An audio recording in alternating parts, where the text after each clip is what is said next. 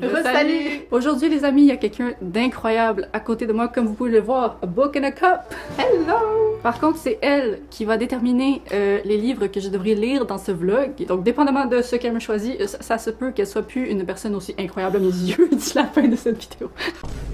Donc, le concept aujourd'hui, c'est que, c'est ça, on s'est donné nos piles à lire. Elle m'a choisi 2 livres que j'ignore actuellement de ma pile que je devrais lire. Et aussi, on s'est choisi un livre en commun, comme ça, quand vous allez regarder sa vidéo où je lui ai choisi des livres également, ben, on va avoir aussi un avis en commun où vous pourrez voir qu'est-ce qu'on en a pensé. Ça se peut que ce soit différent parce que c'est très souvent différent entre nous. Oui.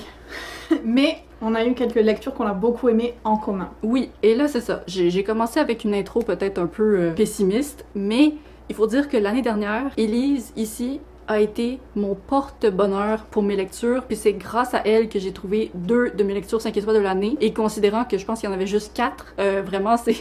Ah ouais? C'est un gros taux de réussite. Pas de pression, pas de pression. Moi j'ai pas choisi les lectures en ayant ça en tête.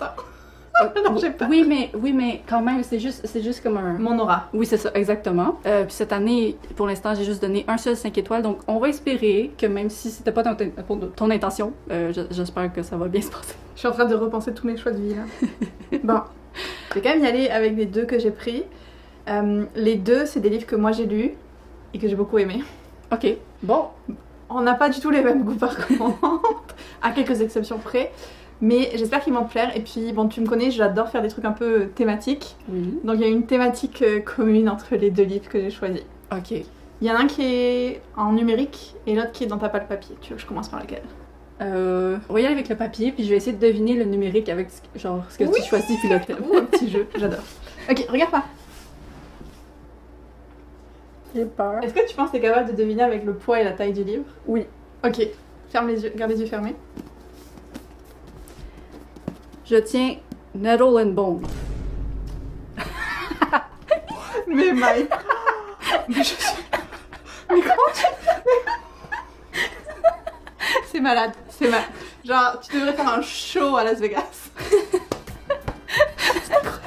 Je les connais, mes livres. Oh mon Waouh, Dieu. Ok. waouh, je suis tellement Ok. impressionnée. Ok, ben déjà, je suis très contente. C'est un livre que j'ai reçu en service de presse, qui était non sollicité, mais j'étais contente de le recevoir parce que j'ai jamais lu de T. Kingfisher, puis je pense que ça peut être intéressant. Oui, moi ça a été, je sais plus si je l'avais mis dans mon top de l'année où je l'ai lu, mais ça a été une de mes meilleures lectures. En tout cas, j'ai beaucoup aimé. C'est une réécriture de contes de fées, mais qui joue un peu avec les codes des contes de fées, et il y a un côté un peu plus sombre aussi. Vraiment, j'ai adoré. Ouais, ça dit comment tuer un prince. Je me demande moi aussi. Ok, là la question c'est qu'est-ce que tu m'as choisi qui va avec ça?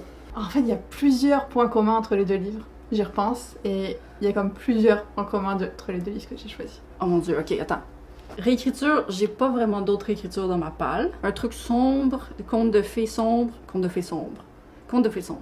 Qu'est-ce que j'ai dans ma palle? J'ai pas grand chose de fantasy dans ma palle. Le seul livre que j'ai, genre, c'est Sorcery of Thorns. Ça aurait pu être lui, mais c'est pas lui. Ok. C'est aussi une réécriture, en fait, d'un conte un petit peu. Dans ma palle? Dans ta palle, Je sais pas. c'est The Last Tale of the Flower Bride. J'aurais dû y penser, mais j'avais oublié que je l'avais dans ma palle. Et ben voilà. Oh mon dieu. Oh mon dieu. Eh, mais elle a été gentille, là. Oui, C'est des j'ai bons été choix, gentille. c'est des bons J'ai choix. été gentille. J'aurais pu lui prendre du Brandon Sanderson. J'ai été gentille. Il y avait littéralement 2 Brandon Sanderson dans ma palle. Ça aurait été... Non, j'étais gentille. C'est parce que c'est des livres que je voudrais quand même que t'apprécies tes lectures parce que Mais- t'as souffert beaucoup cette année. Donc j'ai essayé de prendre des livres que je me dis il y a une chance que t'accroches soit avec la plume, soit avec l'histoire. Ouais. Et de la Tale of the Flower Bride, c'est aussi un côté réécriture. Ça m'échappe là si c'est Podane ou Barbe Bleue ou les 2, mais il y a cet aspect réécriture un petit peu Oui. qui est présent dans le livre. Et il y a tout un côté un peu... c'est vraiment gothique. Hmm. Genre ça se rapproche presque de l'horreur gothique. Mhm. Et l'atmosphère est vraiment prenante et tout. Et puis en fait, au début, la thématique commune que j'avais vue, c'était même pas le côté réécriture ou quoi. C'était parce qu'on a Nettle, qui est une plante, et puis Flower Bride. Je sais comment on est dans Oh mon une dieu. thématique un peu de fleurs, de plantes. J'étais tellement pas là dans ma réflexion. C'est pour ça que je disais Sorcery of Thorns, ça aurait pu marcher aussi. C'est vrai? Ça fait un beau trio. Ah, bon. Ben, écoute, je suis très excitée, puis je pense qu'on a du potentiel, on a de la possibilité de coup de cœur là-dedans, ok? Moi, j'y crois. Il faut que le porte-bonheur, il continue, là. Mais d'ailleurs, tu disais que tu voulais plus de romantasy, mais Sorcery of Thorns, c'en est une. Ouais, ben, vouloir plus de romantasy, Mais c'est dans ma palle, ok, je vais le lire. Mais je suis très contente de mes deux choix quand même et j'espère que tu vas aimer. Moi j'ai un bon feeling, le troisième livre qu'on va lire en commun, je le mets juste ici. Donc là, nous on va le lire en anglais, First Light Wins, mais il va être traduit en français en septembre chez Actes Sud, je pense, et le titre c'est Celui qui ment le premier. On mettra la couverture. Oui. Donc là, nous, on va aller filmer l'intro de sa vidéo. Je vous invite vraiment très fort à aller la regarder, mais après ça, je me lance dans ces 3 livres-là et j'espère qu'il y en a au moins un qui va me faire sourire.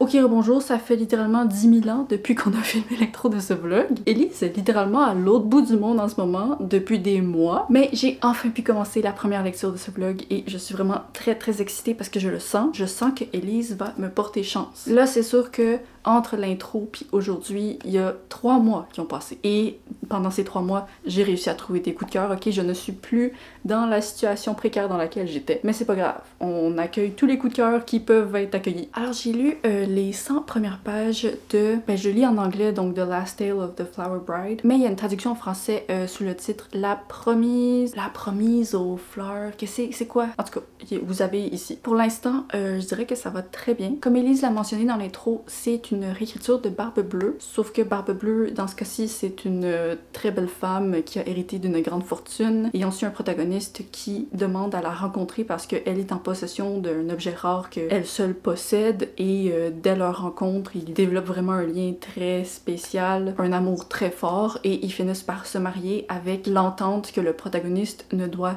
jamais fouiller dans le passé de la protagoniste. Jamais chercher à en apprendre sur elle. Pendant les premières années, ça va, sauf que éventuellement la tante de la protagoniste tombe malade et ça va devenir de plus en plus difficile d'ignorer le passé de cette femme envoûtante, surtout quand on voit un peu des signes d'une personne de son passé parsemés un peu partout. Pour l'instant, c'est vraiment mon genre de livre.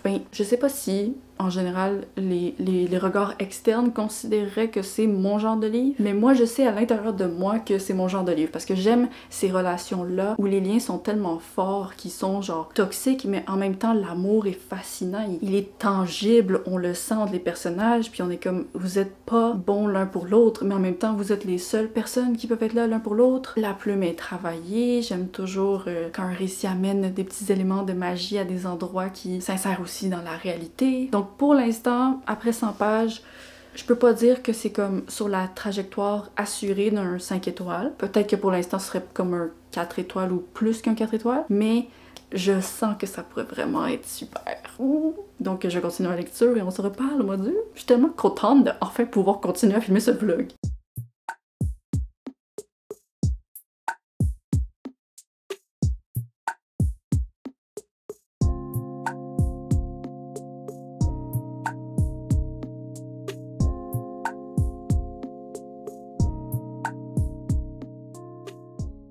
J'ai terminé La Promise au visage de fleurs. J'ai aussi appris c'était quoi le nom de la version française. Oh mon dieu, j'ai vraiment aimé ça. J'ai toujours eu un bon feeling par rapport à ce livre, mais j'étais un petit peu intimidée par sa moyenne de notes sur Goodreads qui était pas très bonne. Puis là, je comprends pas exactement pourquoi elle était aussi basse, parce que sérieux, c'était vraiment un bon livre. Je peux comprendre, tu sais, que ce soit pas pour tout le monde. C'est définitivement le genre de texte qui va surtout plaire aux personnes qui aiment les atmosphères, qui aiment les développements de personnages, qui aiment les plumes fleuries. Donc je pense pas nécessairement que ce soit une lecture facilement genre adorable par tout le monde, mais en même temps tu sais 3.68, 3.69, je trouve que c'est vraiment trop bas pour la qualité pure de ce livre. J'ai vu des gens dire qu'il y avait des longueurs puis tout, mais moi je me suis jamais ennuyée. C'est sûr que je préférais le point de vue qui est introduit à un certain point dans l'histoire, puis je trouvais que l'autre, donc celui de notre protagoniste principal qu'on suit dès le départ, manquait un peu de profondeur comparé à l'autre. Mais même ça, vers la fin, je trouve qu'on a pu fermer la porte sur des questions qui avaient été ouvertes dans le point de vue du protagoniste, puis de façon satisfaisante. Je suis un peu déçue par contre d'avoir deviné la fin. Je l'ai vu venir, mais je suis jamais fâchée quand je devine quelque chose que j'apprécie. Genre j'étais comme ben si c'est ça, c'est bon. J'aurais aimé avoir la surprise de le découvrir sans l'avoir réalisé, mais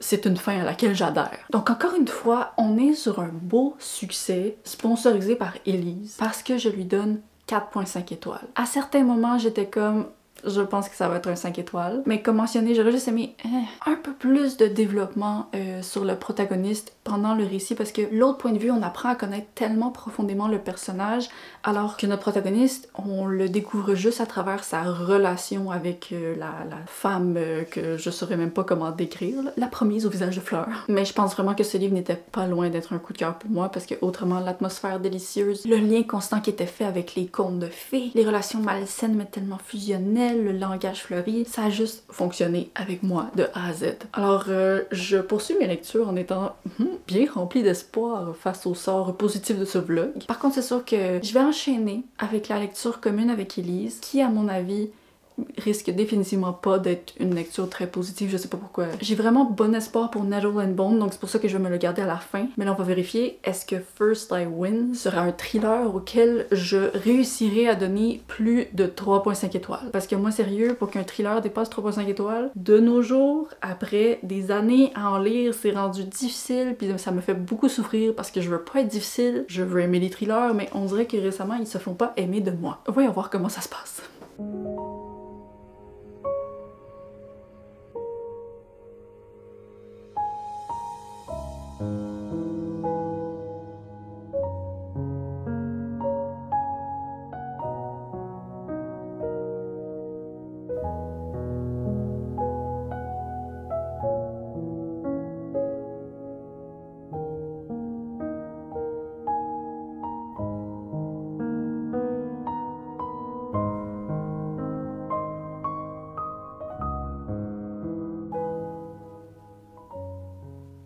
Ok, allô, je suis rendue au 40% de celui qui ment le premier et je dois dire que pour l'instant je suis vraiment agréablement surprise parce que la direction est pas du tout celle à laquelle je m'attendais, puis ça c'est probablement juste parce que j'ai jamais vraiment lu le résumé. Est-ce que ça en parle dans le résumé? Ok, oui ok, j'aurais littéralement pu tout savoir si j'avais juste lu le résumé mais j'ai jamais fait. J'étais convaincue que ça allait être un thriller domestique, tu sais, dans un quartier où il y a une nouvelle fille qui arrive là, puis il y a du gossip entre les couples, blablabla. Il y a certainement cet élément là, mais cet élément-là est amené parce que notre protagoniste est une espionne. Elle s'est fait donner son amoureux comme une marque à aller espionner et finalement sa mission va se révéler un petit peu plus compliquée qu'elle le pensait. Moi j'apprécie toujours les romans d'espionnage, c'est un truc qui a tendance à toujours assez bien me divertir et pour l'instant je dirais que c'est ça que je suis. Je suis divertie. J'avais vraiment pas des bonnes attentes par rapport à ce livre juste à cause d'une brûlure personnelle avec tous les romans de thriller domestique que j'avais lus puis qui étaient un petit peu décevants. J'aime toujours ça quand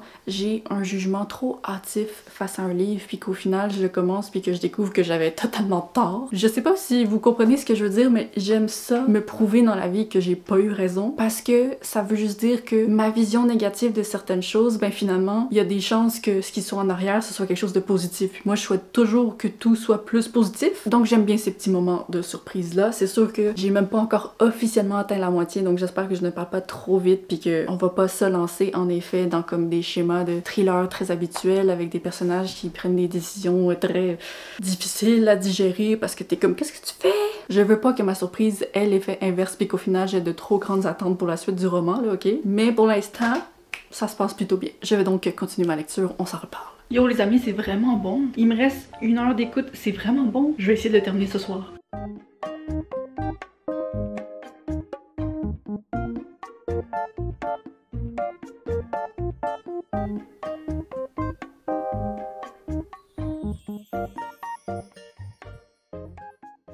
Bon, j'ai un petit secret. Et ce secret, c'est que je suis présentement une Mamaki du futur très lointain. En fait, je suis la Mamaki du futur de la veille de la sortie de cette vidéo. Et la raison pour laquelle je me manifeste temporairement face à vous, parce que la Mamaki du passé va revenir dans le prochain clip, c'est parce que j'ai fini mon montage toute contente hier soir avant de réaliser que j'avais jamais filmé mon avis sur la fin de First Sight Wins. Je m'apprêtais à exporter la vidéo sans réaliser dans ma tête que je vous avais jamais dit qu'est-ce que j'en avais pensé, c'était quoi ma note. Donc c'est ça que je vais faire tout de suite. Le souci, c'est que ça fait 3 semaines que j'ai terminé ce livre maintenant. Je m'en souviens encore, et je m'en souviens assez pour vous dire que j'ai vraiment aimé ça, mais c'est sûr qu'il y a déjà des détails qui sont flous dans ma tête, donc je sais pas à quel point mon avis actuel va être le plus représentatif de l'avis que j'avais réellement en terminant le livre. Bref, ce thriller, c'est vraiment juste comme un livre d'action d'espionnage. C'est vraiment ça la direction. Si vous aimez pas les thrillers domestiques comme je les ai décrits précédemment, ben c'est pas ça ce livre-là. Mais si vous aimez pas les romans d'espionnage puis d'action, vous aimerez pas ce livre non plus. Je trouve que le livre il a bien maintenu sa tension pendant tout le long. Vous l'avez vu dans le clip juste avant, j'avais vraiment hâte de terminer puis de voir où est-ce que ça s'en allait. Puis je dirais qu'au final, ben, j'ai été satisfaite. Vraiment, pour moi, ce thriller, c'est l'emblème genre d'un 4 étoiles. C'est l'équivalent d'un bon film d'action que tu consommes puis tu vas pas t'en souvenir toute ta vie par après, mais c'était vraiment juste un bon moment de qualité. Est-ce qu'il y avait des petits défauts au final qui ont fait que ma note est passée d'un 5 à un 4? Ben certainement. Est-ce que je serais capable de vous les dire présentement? Non. En plus là, c'est parce que je viens de filmer un vlog où j'essaie de lire le plus de thrillers possible en 24 heures. Donc, croyez-moi que ce thriller-là est rendu loin dans ma tête comparé à tout ce que j'ai lu récemment. Mais voilà, ça a vraiment complètement détruit les préjugés que j'avais face à ce livre. Je suis très contente de ce résultat. J'aurais jamais cru pouvoir trouver un thriller de 4 étoiles de façon aussi aléatoire. Genre, je me souviens même pas comment Elise et moi on a décidé d'ajouter ceci comme la lecture commune. Et ben, ça a bien payé. Merci Elise. Donc, on enchaîne avec la prochaine lecture. Et moi, je sais déjà qu'est-ce que j'en ai pensé? Hello les amis, j'arrive à la première centaine de pages de Nettle and Bone. C'est un roman de fantasy avec des thèmes un peu sombres, genre la magie est faite à travers des ossements. Je pourrais pas encore beaucoup décrire le monde parce que j'ai l'impression qu'on n'y a pas encore beaucoup goûté, mais c'est certainement pas la vibe d'une fantaisie lumineuse. On suit une protagoniste qui demande genre à une sorcière comment elle pourrait tuer le prince qui maltraite et abuse sa sœur, et c'est une prémisse que j'aime beaucoup. Puis je pense que ce livre a le potentiel de beaucoup me plaire, mais pour l'instant, je suis un peu déçue du début. L'autrice a donné à la protagoniste une personnalité très... je sais pas c'est quoi le terme pour ça, mais elle-même admet qu'elle est très lente à comprendre les choses. Donc au début du roman, instantanément, en tant que lecteur, on comprend que le prince maltraite sa sœur. La sœur lui fait des avertissements, elle comprend rien. Et genre tout est beau, ha. Elle voit des marques genre sur le bras de sa sœur, puis elle est comme... Mais qui t'a fait ça? On sait qui est-ce qui a fait ça. Ça m'énerve un petit peu, mais en même temps, je veux pas trop blâmer le livre pour cet aspect parce que c'est clairement volontaire. Puis j'ose croire que peut-être que ça va jouer un rôle important dans la suite de l'histoire, puis que c'est ça, on n'est pas habitué d'avoir des protagonistes qui sont aussi lents, et il faut que je m'habitue. Sinon, autrement, ça va. J'avance assez bien. J'avoue que je trouve que ça passe un petit peu genre du coq à l'âne dans certaines scènes. Je comprends ce qui se passe, je suis capable de m'intéresser aux personnages, aux événements, mais très souvent, je trouve que les transitions entre les scènes, je suis comme, oups, c'est comme trop rapide. Puis pour un roman qui a une atmosphère qui se veut être assez sombre, je trouve que ça fait trop un contraste. Donc pour l'instant, c'est peut-être le livre que j'aime le moins, avec juste les débuts que j'ai lus dans ce vlog, mais je continue à avoir espoir que la suite va me plaire parce que ce livre-là, j'ai vu que du bon. Genre les gens, ils aiment ça, ils aiment tous ça, pourquoi j'aimerais pas ça? Je sais pas si je vais le lire au complet avant de vous en parler ou si je vous fais une mise à jour un peu plus tard, on verra. À bientôt!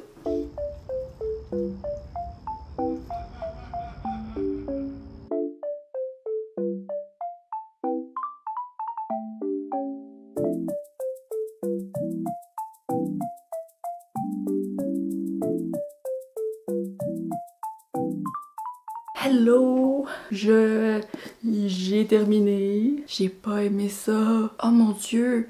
Oh mon dieu! J'aurais jamais pu imaginer à quel point j'allais pas aimer ce livre. Mais qu'est-ce qui s'est passé? Ok, je sais même pas comment vous expliquer pourquoi j'ai pas aimé ce livre. Parce que un des trucs qui m'a le plus déplu, quand je me le formule dans ma tête, je suis comme, oui, mais ça sonne exactement comme quelque chose que t'aimerais. Puis entre le temps où j'ai fini le livre puis que je filme ceci, j'ai commencé à lire un autre livre qui fait exactement la chose que j'ai pas aimé dans ce livre-là, mais genre je l'aime dans l'autre livre. Donc en bref, ce livre-là vraiment se démarque par les éléments de fantaisie qu'il insère constamment dans son récit. T'as beaucoup de concepts intéressants, très aléatoires, qui sont constamment parsemés sur le chemin des personnages. Puis habituellement, on dirait que j'apprécie quand un auteur sort des chemins habituels de la fantaisie, j'apprécie toute l'imagination qui est transmise, mais là c'était juste comme trop aléatoire. C'était aléatoire d'une façon où j'arrivais pas à m'intéresser à rien parce que c'était tellement juste paf, quelque chose de nouveau à chaque fois, que je me sentais pas curieuse de découvrir qu'est-ce qui pouvait se passer parce que je sentais que tout pouvait se passer. Puis c'est tellement idiot de dire ça parce que c'est la chose que j'adore, genre des romans de Murakami. Mais je pense que ce qui a pas aidé pour ce livre-là, c'est que on se lance vraiment sur genre une péripétie de passer d'un endroit à un autre et rencontrer plein de personnages, de choses en chemin. Mais c'est vraiment juste comme un livre de déplacement. La fille, elle s'en va trouver telle personne pour l'aider à tuer le prince, puis là elle la trouve, puis là il faut qu'il refasse genre le chemin pour aller tuer le prince, mais ça prend 9 mois. Et pendant ce temps, j'ai absolument pas réussi à m'attacher à aucun personnage. La relation avec l'intérêt amoureux, je m'en foutais. La protagoniste, tu sais, j'avais mentionné dans ma dernière mise à jour que j'espérais que son côté un peu lent serve à quelque chose, puis finalement, j'ai juste pas vu une utilité particulièrement renversante à tout ça. Tu sais, le nombre de fois qu'elle est comme « Ah, si seulement j'avais écouté les signes de ma sœur quand elle m'a parlé il y a quelques années, genre tout ça, ça aurait pas à se passer. » Ben oui, si seulement. Ben non, tu l'as pas écouté.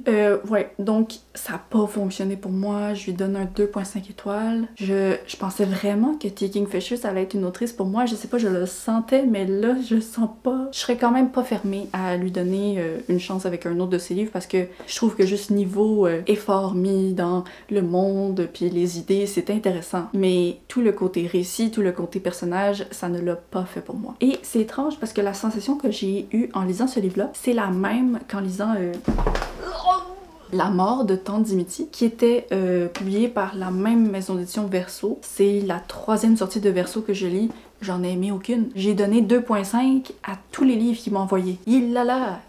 Donc, si jamais vous avez aimé ça, ben vous allez peut-être aimer ça. On s'entend que ça, c'est un cosy mystery super douillet, puis ça, c'est vraiment comme un peu de la fantaisie, quasiment dans l'horreur physique. C'est pas du tout pareil, mais il y a vraiment un ton qui est pareil. Il y a quelque chose dans le traitement des personnages que j'aime pas, puis c'est ça dans ça. Bref, je suis tellement soulagée de ne pas avoir commencé le vlog avec ce livre parce que j'aurais tellement été inquiète pour la suite. Puis là, je suis comme, ok, oui, on termine sur un flop, mais j'ai tellement fait des bonnes lectures dans ce vlog quand même. Un 4.5 étoiles, un 4 étoiles, moi je le prends. Peut-être que les bénédictions d'Élise fonctionnent pas sur tous les livres, mais ça fonctionne la plupart du temps. Alors j'espère que vous avez apprécié cette vidéo. Dites-moi si jamais vous aimeriez que je fasse d'autres vidéos avec notre chère Élise. Pour ça, faudrait qu'elle revienne, ok? Faudrait qu'elle revienne dans notre belle patrie du Québec. J'aimerais aussi savoir avant qu'on se laisse si vous avez déjà lu une recommandation faite par un de vos amis. Comment ça s'est passé? Est-ce que c'était un flop? Est-ce que c'était un coup de cœur? Je vous remercie d'avoir regardé cette vidéo. N'hésitez pas à vous abonner si ce n'est pas déjà fait. Si jamais vous avez regardé ma vidéo en premier et que vous n'avez pas encore vu le vlog d'Élise, allez le voir. Elle et moi, on s'est gardé le secret pendant le tournage. On sait absolument pas qu'est-ce que l'une a pensé des livres. Donc moi aussi, je vais courir aller regarder la vidéo tout de suite. Et sinon, ben, on se revoit la semaine prochaine, le vendredi à 10h30 pour le Québec et 16h30 pour la France. Bye bye!